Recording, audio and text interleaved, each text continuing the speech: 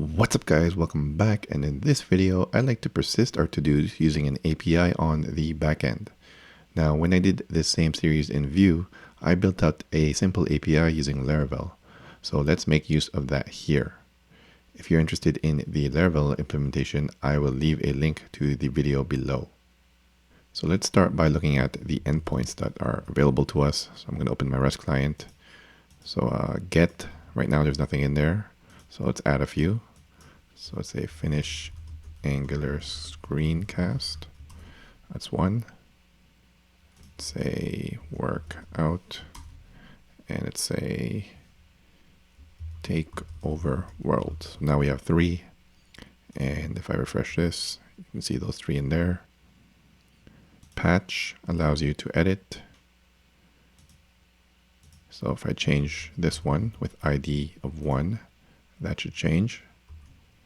There you go. And if I look at this, that one changed. To do check all. This checks everything. So this will set everything to 1. So if I refresh this, everything's completed. Delete just deletes one of them given the ID. So let's delete the one with ID 3. There you go. So that one's deleted. There's only 2 now. Cool. And to do's check completed. If you give it the IDs of the ones you want to delete, so 1 and 2, it should delete both, and now it should be empty again. Cool. Let me just add a few again, so we know if we're getting data. Okay. Cool.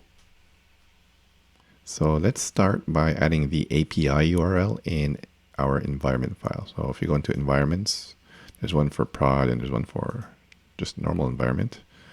And you can have as many as you like. But I'm just going to use this one here and make a new key called API URL and set it to the URL, which in our case is just the name of the folder it's in, .test/API. Okay. And let's go back to our service and let's add that in here. So let's just set a constant here. API URL equals, we can just do environment. Just tab that so it's imported.api URL. And it imported the wrong one. It's just the environment one. So, okay. So let's just see if we can get all the to-dos in our app. So Angular has its own HTTP libraries to make AJAX calls, so we can make use of that. So let's go into the app module TS and let's import, let's put it here, the HTTP client module. Okay, so let's also make sure to add it in our imports here. So right here, let's just do HTTP client module. Okay, so back to our service. Let's also inject this into our constructor here. So we can do private, let's call it HTTP and HTTP client.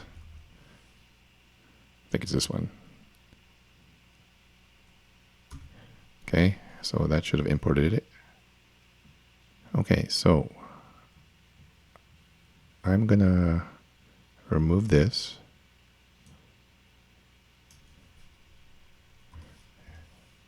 It's gonna set it to an empty array. Sorry, that goes to. And in the constructor, I'm just gonna assign it to a method. It's called getToDos. And let's make that right here. So getToDos. It's going to return a to-do array. Sorry. And let's use that HTTP library. So to use it, we'll just do this .http. And in this case, it's a GET request.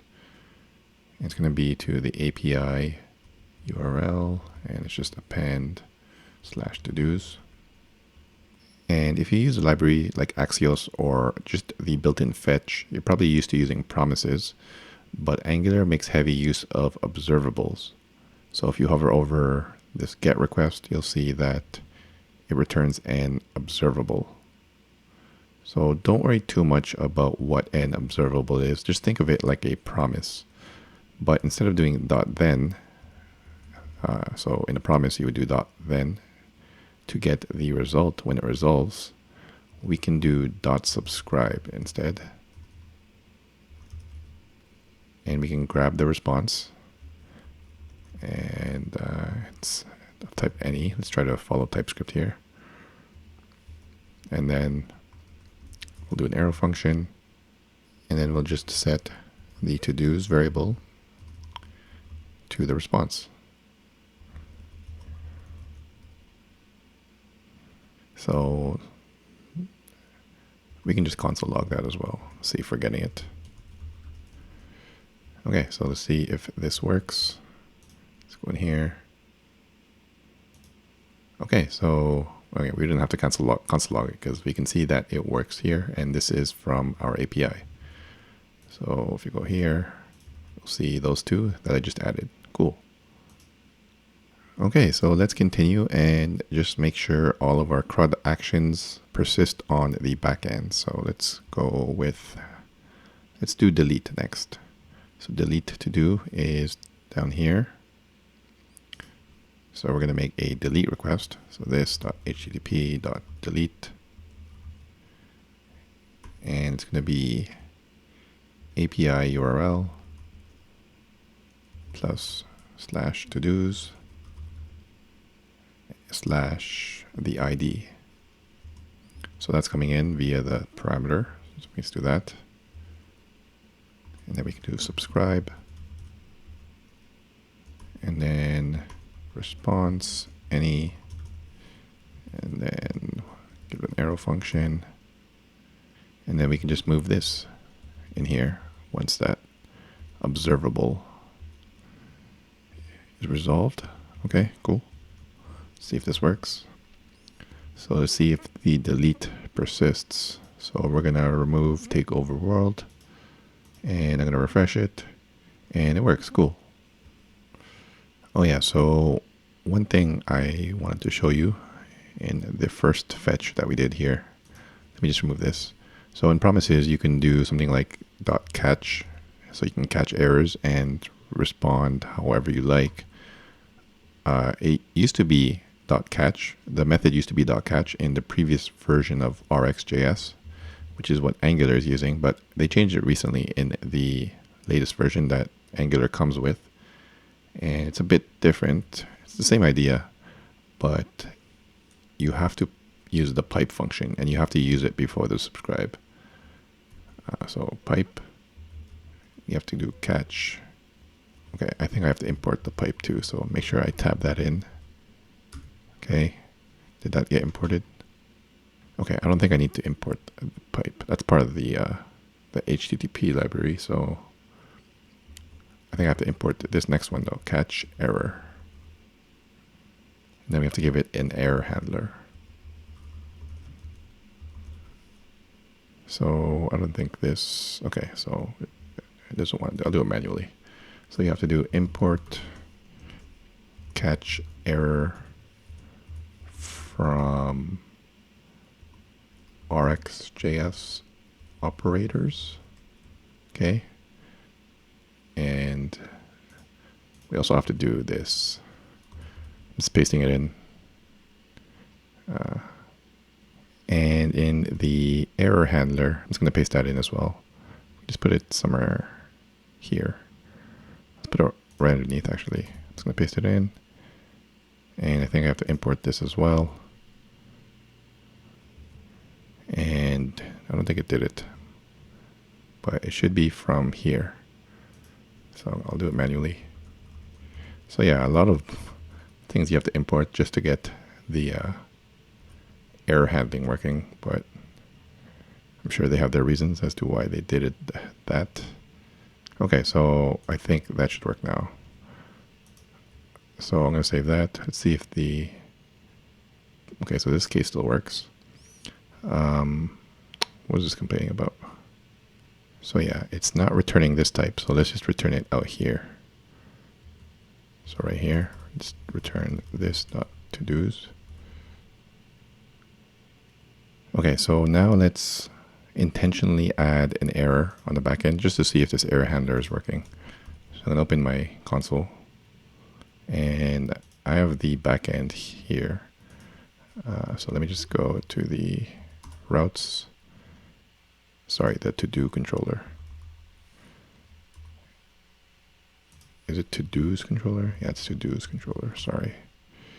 Okay, so let's just like intentionally not have an error here. I mean, I'm gonna remove this semicolon, and let's see if the error handler works. So I'm gonna refresh this, and does that work? Okay, it doesn't show in there. Okay, so it does work. This is showing the error dot message. So if I were to append something here, like that should work. You should see that error. So there it is right there. Cool. So we know our error handler is working. Okay, now let's work on the rest of them. So let's work on edit next. So I'm going to go to edit to do. This is just local, so we don't have to make an AJAX request here. But we do have to make one in done edit. So let's go ahead and make a patch request. So I'm going to do this .http. Let me just copy the delete request here. It's similar. So it's going to be a patch request. It's going to be /todos/ so the to-do coming in, to-do.id. And it's complaining because it needs a second parameter passing in the body. Let's go ahead and do that. So we need the title, to-do.title, and completed is to-do.completed. Okay.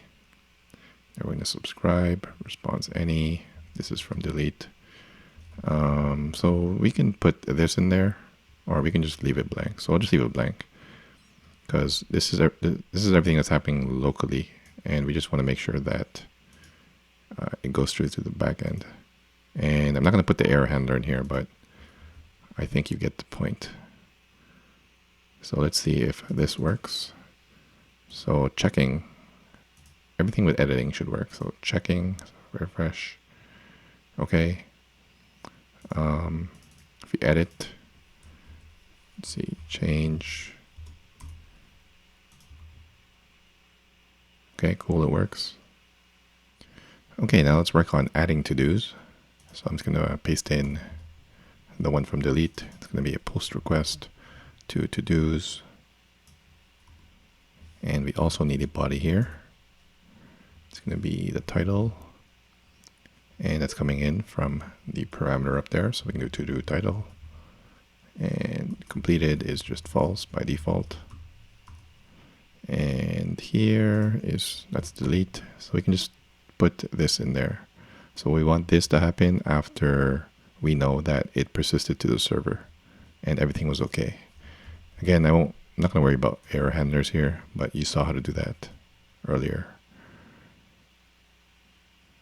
So the ID is no longer this. It's going to be coming from the server. So once we make a new to-do, it responds with the created to-do. So we can get it from the response.id. The title is just what we passed in. False, false. Okay. So let's see if adding works and if it persists. Trying to add. Okay, it added. Let's refresh. And it's still there. Cool. Okay, now let's work on checking all to-dos. So where's that? It's called check all to-dos. So right here. So I'm just going to make a new variable here for if it's checked or not, because once we use the observable, then it's going to we're going to lose the context of it. So let me just save it up here as a variable. So it's just this. Okay. And let me just grab, again, the HTTP call. Let me just grab this one. And it's put it underneath.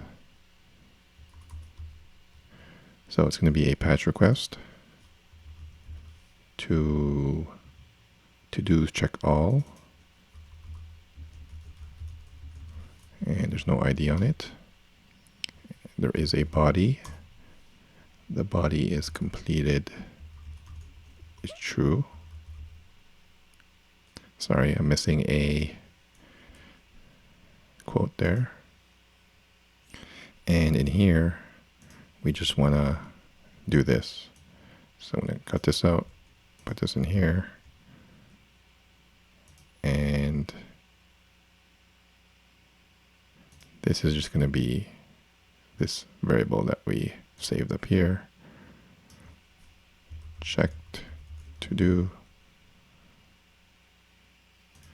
And that should do it. Let's see.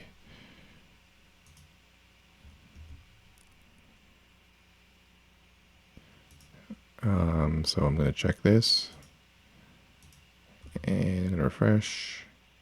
Okay, cool. So this doesn't stay checked, but I'm not too worried about that. I'm just looking if it persists on the back end, and it does. So if we do it again, refresh. So no, this should be checked to do, not true.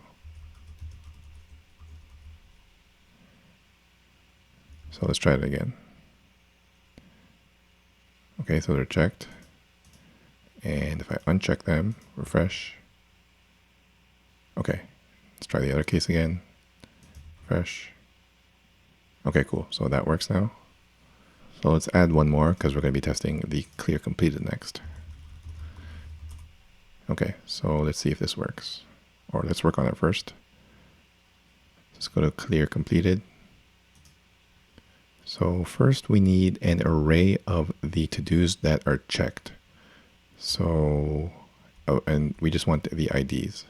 So in this case, whatever the IDs of these two are, we want to pass that into the server, and our server will just delete the ones that it receives. So I don't know what the IDs for this are. Let's see. So 5 and 6. So we want to pass in an array of 5 and 6. Like this. So we have to get that first. So let's make a variable, const completed equals, so it's the current to-dos, and then we're going to filter them down. So let's do dot filter, and we just want the ones that are completed, and then we're going to map over them, and we just want the IDs. So that should return an array of the ones that are checked.